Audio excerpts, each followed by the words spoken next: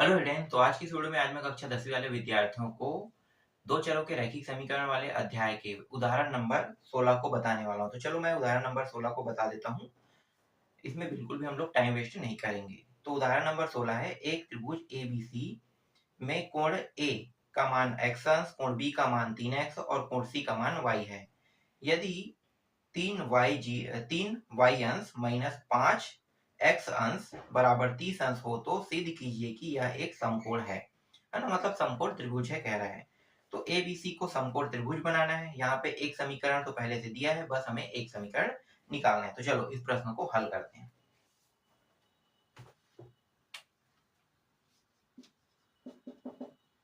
देखो, एक समकोण त्रिभुज है ना, इस प्रश्न में समकोण त्रिभुज का जिक्र किया है। तो इस तरीके से रहेगा, एक कोण ए, कोण बी और कोण सी। कोण ए का जो मान है इस प्रश्न में कितना दिया हुआ है, x अंश, ये x अंश है। बी का मान 3x अंश और सी का मान y अंश, इस तरीके से दिया हुआ है। ठीक है, तो ए बी सी तीनों का मान इस प्रश्न में दिया हुआ है। अब यहाँ पे लिखेंगे माना, माना या फिर हम जानते हैं लिख सकते हैं। ठीक है, हम जानते हैं ज्यादा ज्यादा अच्छा रहेगा। हम जानते हैं कि एक त्रिभुज के तीनों कोणों का योग 180 अंश होता है। ठीक है, ये सभी को पता होगा ना, ये हमेशा होने वाला है, मतलब रहता ही रहता है। एक कोण, दो कोण, तीन कोण, त्रिभुज कैसा भी हो, चाहे वो ऐसा रहे है ना, चाहे वो समकोण त्रिभुज रहे या फिर उसकी आकृति और कुछ भी हो, बस कोण तीन होने चाहिए, उसी को हम त्रिभुज कहेंगे। तो तीन कोण जैसा भी हो और तीनों कोणों का योग कितना होगा, 180 अंश होगा ही होगा। तो इसीलिए यहाँ पे हमने लिखा है, हम जानते हैं कि एक त्रिभुज के तीनों कोणों का योग 180 अंश होता है। अब तीनों कोणों को जोड़ दो, तो कोण ए प्लस कोण बी प्लस कोण सी बराबर कितना हो गया, 180 अंश। अब कोण ए, कोण बी, कोण सी के मान को रख देते हैं, कितना x अंश 3x है ना, और y, तो ये रहा x अंश 3x अंश प्लस y अंश बराबर 180 अंश। ये दोनों जुड़ के 4x अंश हो गया प्लस y अंश बराबर 180 अंश। यहाँ पे और कुछ कट रहा है, नहीं कट रहा है, तो इसको क्या करना है, एक समीकरण मान लेना है, पहला समीकरण। और इस प्रश्न में ऑलरेडी एक समीकरण दिया हुआ है ना, पहले से एक समीकरण दिया हुआ है। तो उस समीकरण को भी मैं यहाँ पे लिख देता हूं, 3 और y अंश माइनस 5x अंश बराबर 30 अंश, इस तरीके से दिया हुआ। इसे थोड़ा सा जमा के लिख लेते हैं। ठीक है, ये जो है ये आगे में ले आते हैं, तो जमाएंगे तो ये 5x माइनस 5x और प्लस 3y। ठीक है, बस इसे आगे पीछे किए हैं, बाकी ज्यादा कुछ इसमें चेंजेस नहीं हुआ है ना। और ये तीसरा, तो अब इसे दूसरा समीकरण नाम दे दे। तो एक समीकरण हमें ये प्राप्त हुआ, दूसरा समीकरण ये है जो पहले से प्रश्न में दिया हुआ था। अब क्या करना है, इस प्रश्न को हल करना है। हल करने की कितने विधि है, बहुत सारे विधि, प्रतिस्थापन है, ब्रजगुणन विधि है ना, विलोपन विधि है। तो अभी जो उदाहरण के प्रश्न है उसको दो ही विधि से हल कर सकते हैं, क्योंकि इसमें दो ही विधि बताए हैं, एक तो प्रतिस्थापन, एक तो विलोपन।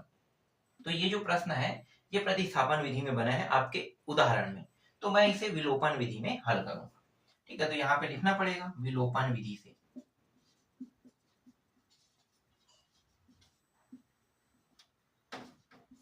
विलोपन विधि से, विलोपन विधि से जब इसे हल करेंगे तो हमें क्या देखना होता है, एक मिनट, यहाँ पे मैंने कुछ अलग कर दिया। हाँ नहीं, ये पहला और ये है ना।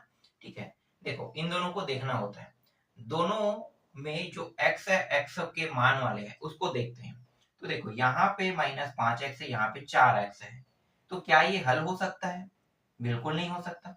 जब तक के दोनों के मान सेम टू सेम ना हो तब तक ये हल नहीं हो सकता। तो हल करने का तरीका क्या है, सेम टू सेम पहले करना पड़ेगा। तो देखो, अगर मैं 5 का गुणा समीकरण 1 में कर देता हूँ, ठीक है, तो यहाँ पे तो माइनस लगे, यहाँ पे तो माइनस नहीं प्लस है, तो मैं सिर्फ 5 का गुणा तो नहीं करूंगा, क्या करूंगा, ये जो -5 है इसका गुणा यहाँ पे कर देते हैं समीकरण 1 में। तो लिखो समीकरण 1 में -5 का गुणा,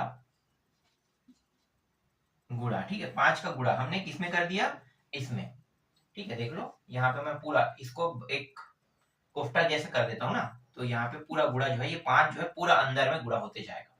चलो गुणा करेंगे, तो यहाँ पे गुणा करेंगे तो ये आ जाएगा 5 चौक 20 और माइनस है, सॉरी यहाँ पे माइनस भी है ना, 5 चौक 20 तो -20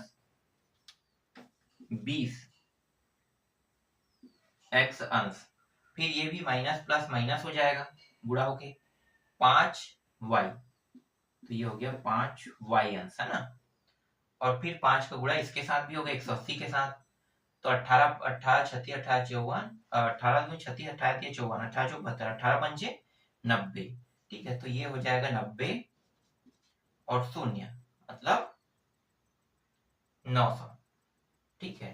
तो ये हो गया 900, तो 900 यहाँ पे आ गया, ठीक। 5 का गुणा हमने कर दिया, तो समीकरण 1 में -5 का गुणा तथा समीकरण 2 में, अब समीकरण 2 को देखते हैं, 1 में किए थे तो बराबर हो गया। अब समीकरण 2 में क्या करेंगे, ये जो 4 दिया है ना इसका गुणा यहाँ पे कर देंगे, ठीक है। सिर्फ 4 का गुणा, -19 का गुणा नहीं, सिर्फ 4 का गुणा करके क्या करेंगे, जोड़ेंगे घटाएंगे, भाई घटा देते हैं, ठीक है। -5 का गुणा कर दिए तो घटा देते हैं, तो गुणा करके क्या करेंगे, घटाने पर तो ये जो है समीकरण आपको इसी लाइन में लिखना है, इसके बाद हल होगा तो यहाँ पे आएगा ना, इसके जस्ट अगला स्टेप है। तो यहाँ पे अब क्या करें, समीकरण 2 में 4 का गुणा, तो ये हो जाएगा 5 चौक 20 और ये x, ठीक है। ये फिर यहाँ पे 4 का गुणा बस हो रहा है, तो 4 तिया 12 प्लस 12 y अंश बराबर 4 तिया 12 और 0 अंश। अब घटाते हैं, तो घटाने पर क्या होगा, चिन्ह जो है बदल जाएगा, ये माइनस है तो बदल के नीचे में लिख लेते हैं प्लस, ये प्लस है तो ये माइनस हो जाएगा, यहाँ भी प्लस है तो ये क्या हो जाएगा, माइनस। अब देखो प्लस और माइनस वाला कट गया, है ना, जो x अंश वाला था वो पूरी तरीके से कट गया, यहाँ भी माइनस यहाँ भी माइनस, दोनों माइनस में है तो क्या हो जाएगा, जुड़ जाएगा, तो -12 और 5 कितना होता है, 17 y अंश।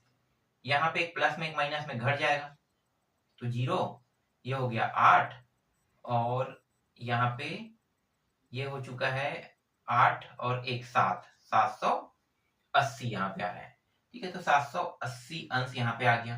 अब 17 के पहाड़ा पढ़ सकते हो, ठीक है, एक माइनस में एक प्लस में, यहाँ पे कुछ गलती है क्या, यहाँ पे गलती है, ठीक है, ये माइनस में होगा, देखो -5 को गुणा करेंगे तो ये माइनस में आएगा, तो घटेगा नहीं, जुड़ेगा ये, ठीक है, जुड़ेगा। यहाँ पे माइनस में आ रहा है 0 2 9 1 10 1020 आ रहा है, ठीक है।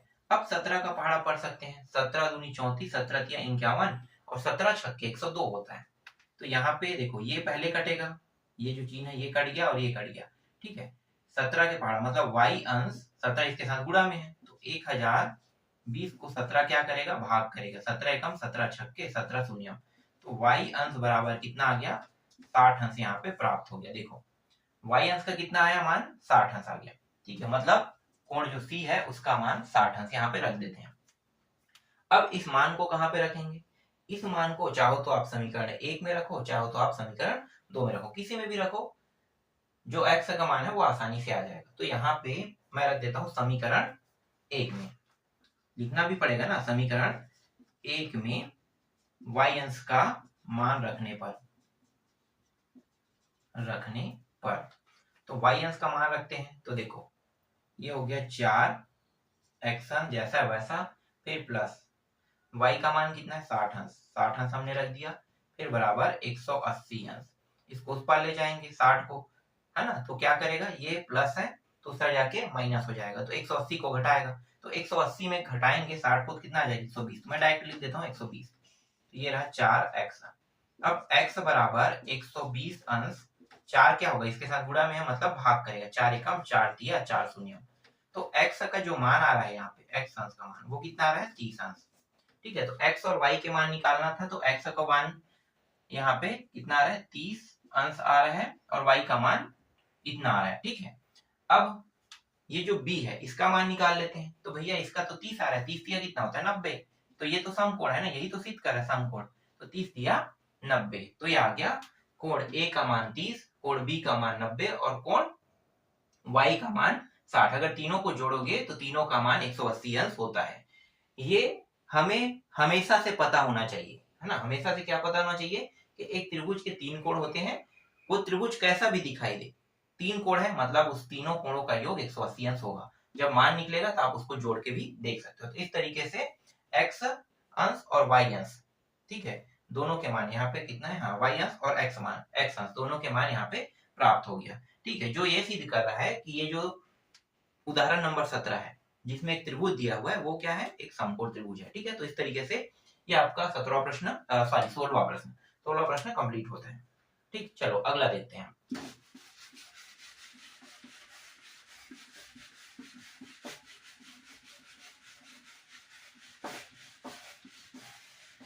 अब अंतिम उदाहरण देख लेते हैं। चलो उदाहरण नंबर 17। एक नाव नदी की धारा के बहाव की दिशा में 44 किलोमीटर तथा बहाव की विपरीत दिशा में 30 किलोमीटर दूरी 30 किलोमीटर की दूरी 10 घंटे में तय करता है। यदि यही नाव धारा के बहाव की दिशा में 55 किलोमीटर तथा बहाव के विपरीत दिशा में 40 किलोमीटर की दूरी 13 घंटे में तय करती है, तो धारा के बहाव की दिशा तथा विपरीत दिशा में नाव की चाल बताइए। तो देखो, नाव की चाल को x और y मान लेते हैं। ठीक है, एक तो बहाव की दिशा में, हल बहाव की दिशा में नाव की चाल x किलोमीटर है ना, x किलोमीटर मान लेते हैं। अब विपरीत दिशा में दो ही दिशा है, एक बहाव की दिशा, एक विपरीत दिशा। विपरीत दिशा में नाव की चाल बराबर y किलोमीटर है ना, ये हम लोग मान लेते हैं। तो एक तो बहाव की दिशा हो गया और एक विपरीत दिशा हो गया।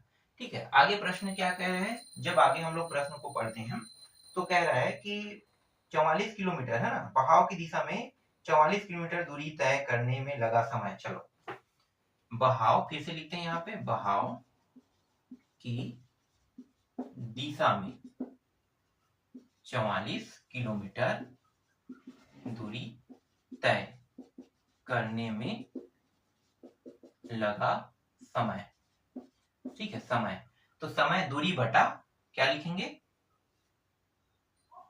दूरी बटा चाल, ये है इसका सूत्र। ठीक है, समय बराबर दूरी बटे चाल।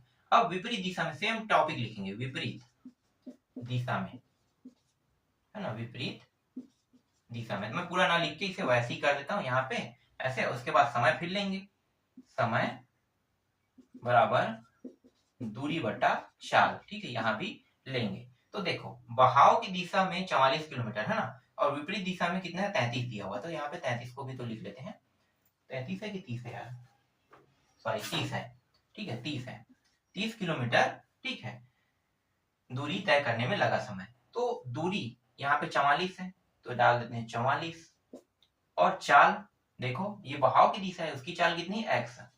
इसी तरीके से ये विपरीत दिशा 30 किलोमीटर मतलब 30, और चाल इसका कितना है, y, इस तरीके से। ठीक है, अब प्रश्न के अनुसार चलते हैं, प्रश्नानुसार लिख लो। प्रश्नानुसार करेंगे क्या, इन दोनों को जोड़ देंगे। ठीक है, बहाव की दिशा और बहाव के विपरीत दिशा को जोड़ेंगे। तो बहाव की दिशा 44 बटे x और 30 बटे y, तो कितना घंटे में ये पहुंचता है। देखो यहाँ पे मैं 13 लिख रहा हूँ, 13 नहीं है, ये 10 है। प्रश्न को देखना बहुत जरूरी है। ठीक है, 10, हाँ 10 घंटे दूरी तय करता है। ठीक है, तो 10 घंटे में दूरी तय कर रहा है। ठीक, अभी भी हमारा पहला समीकरण प्राप्त नहीं हुआ है, यहाँ पे ये नीचे में है। तो इसको क्या करेंगे, ये जो 1/x है ना, इसको हम लोग u मान लेते हैं, और 1/y है इसको v मान लेते हैं। तो यहाँ पे मानेंगे तो ये हो जाएगा 44 u प्लस 30 v बराबर 10। ठीक है, ये आपका पहला समीकरण बन गया। ठीक, अब सेम टू सेम क्या करेंगे, फिर से बहाव की दिशा को लेंगे। ठीक है, इस बार बहाव की दिशा में कितना कह रहा है 55 किलोमीटर, ठीक है 55। तो अब क्या करेंगे, ये जो टॉपिक है ये वाला फिर से लेंगे, तो जस्ट नीचे हम लिखना है, तो नीचे में ना लिख के यहीं पे मैं इसको करेक्शन करके लिख देता हूँ, ठीक है 55। और आगे क्या कह रहा है 40, यहाँ पे 40, ठीक है। तो 55 और 40 तो यहाँ पे बदल देते हैं, ये 55 हो गया और ये हो गया 40, ठीक है 55 और 40। अब फिर क्या करेंगे, इन दोनों को जोड़ देंगे। तो डायरेक्ट अब टॉपिक लिख लेते हैं, इन दोनों टॉपिकों को लिखने के बाद उन दोनों को जोड़ना है ना, तो जोड़ेंगे तो यहाँ पे आ जाएगा 55/x प्लस 40/y बराबर 13 घंटे में ये तय करता है। लेकिन ये अभी दूसरा समीकरण नहीं है, तो समीकरण दूसरा कैसे निकलेगा, आपको पता है कि हमने किसको क्या माना है, 1/x को u और v माना है ना। तो 55u प्लस 40v बराबर 13, ये आपका दूसरा समीकरण है। अब दो समीकरण हमें यहाँ पे प्राप्त हो गया है। अब क्या करेंगे, अब बस हल करते जाएंगे। तो हल मैं यहाँ पे बगल में कर लेता हूँ, दो पार्टीशन करते हैं। देखो हमें करना क्या है, दोनों को बराबर लाना है, ऊपर और मतलब आगे आगे पद को देखो, ये दोनों पद जो है वो बराबर नहीं है। एक क्या है 44 है और एक क्या है 55 दिया हुआ है ना, 44 और 55, 44 ही है ना, ठीक है 44 और 55 दिया हुआ है। तो 44 और 55 को बराबर करना है, तो बराबर करने का तरीका क्या है, बराबर करने का एक ही तरीका है। अगर ये अभी और कट रहा है तो और काट सकते हैं, देखो यहाँ पे कुछ कट रहा है क्या, नहीं कट रहा है ना। तो 44 और 55 ये बहुत बड़ा बनेगा, तो कौन सी विधि से बनाना है ये आप तय कर सकते हो। इसे प्रतिस्थापन विधि से बना सकते हो, विलोपन विधि से बना सकते हो, और इसमें बना कौन सी विधि है वो भी तो हमें देखना है ना। तो इसमें ये बना है विलोपन विधि से, तो इसे मैं प्रतिस्थापन विधि से बनाऊंगा, ठीक है प्रतिस्थापन विधि। तो प्रतिस्थापन विधि से जब मैं बनाऊंगा तो मैं समीकरण 1 को लूंगा, तो यहाँ पे मैं लिख लेता हूँ समीकरण 1 से, ठीक है कौन सी विधि, प्रतिस्थापन विधि, ठीक है प्रतिस्थापन विधि से। तो 44 u प्लस 30 v बराबर 10। इस 44 u को यहीं पे रहने देते हैं, और जो ये 30 u v है इसको इस पार ले आते हैं, तो माइनस 30 v हो जाएगा, ठीक है। अब यहाँ पे कुछ कट रहा है क्या, घट रहा है क्या, कुछ भी नहीं घट रहा है ना, न कट रहा है ना घट रहा है ना कुछ भी नहीं हो रहा है। तो क्या करेंगे, यहाँ पे ज्यादा कुछ नहीं करेंगे, ये जो 44 है उसको भी हटा देंगे, तो u बराबर 10 माइनस 30 v, और ये 44 कहाँ जाएगा, नीचे आके इसको भाग करेगा, ठीक है इस तरीके से। तो ये जो u का जो मान हमें प्राप्त हुआ है, u का मान, इसे कहाँ पे रखना है, तो इसे क्या हम समीकरण 1 में रखें या समीकरण 2 में। तो मैंने आपको बताया था ना कि नियम ये कहता है कि u का जो मान है वो पूरी तरीके से नंबर में प्राप्त नहीं हुआ है, और जब तक कि नंबर में प्राप्त नहीं हो तब तक हम समीकरण 1 में नहीं रख सकते। तो इसे कहाँ पे रखेंगे, समीकरण 2 में, क्योंकि ये समीकरण 1 से ही हमें ये प्राप्त हुआ। तो समीकरण 2 ये जो है इसमें रखना है। तो समीकरण 2 में u का मान रखने पर, तो 55 u का मान कितना है 10 माइनस 30 v, और ये रहा 44, फिर 40 v बराबर 13। 55 का अंदर गुणा कर देंगे, या देखो 55 जो है ये सिर्फ 55 का अंदर गुणा कर देंगे है ना। तो 55 का अंदर गुणा करेंगे तो देखो नीचे में भी है ऊपर में भी है, तो गुणा करें या फिर जैसा भी करें, ये कट रहा है तो कटा देते हैं। तो 11 चौक 44, 11 पंजे 55, ठीक है ये कट रहा है ना, देखो ना गुणा में दोनों, तो कट रहा है तो कटा देते हैं, ठीक है ये कट गया। अब 5 का बस गुणा कर देते हैं अंदर में, 55 का करने से पहले मैंने कटा दिया, 5 का गुणा कर दो, तो ये हो गया 5 दही 50 और ये 30, 5 तिया 15, 150 v हो गया, और नीचे में कितना था 4, फिर ये 40 है 40 v, और ये 13। देखो जब तक के हर बराबर नहीं होगा तब तक के हम लोग ना किसी को जोड़ सकते हैं ना घटा सकते हैं। तो हर को बराबर करने का तरीका क्या है, तो पहले तो इन्हीं दोनों में हर को बराबर करना है, ये हटा दो, ठीक है क्योंकि बराबर उस पार है।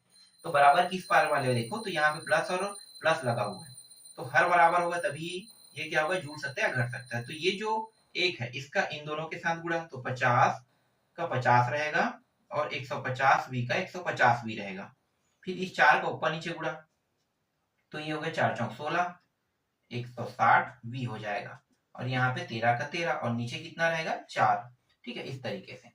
अब देखो जो घट है उसको घटा दो, तो देखो ये कितना है 150 और 160, तो घटाएंगे कितना आ जाएगा, तो ये 50 रहेगा, फिर माइनस 10v, और ये जो 4 है यहाँ पे आ जाएगा नीचे में, तो ऊपर भी जा सकता है, तो 13 26 13 40 13 52 है ना, तो ये हो गया 52।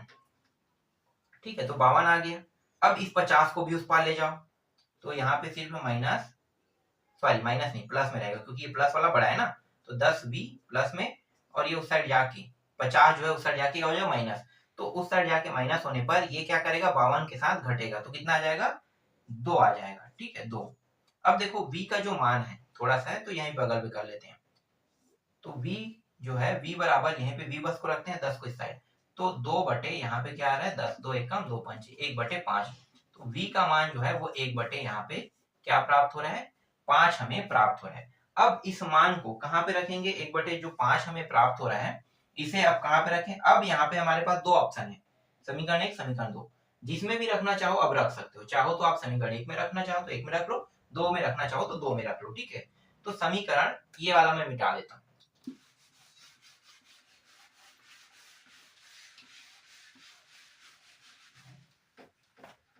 समीकरण देखो जो आसान लगे उसी समीकरण में रखना है, दोनों हमारे लिए आसान है ना, तो समीकरण 1 में रख देते हैं।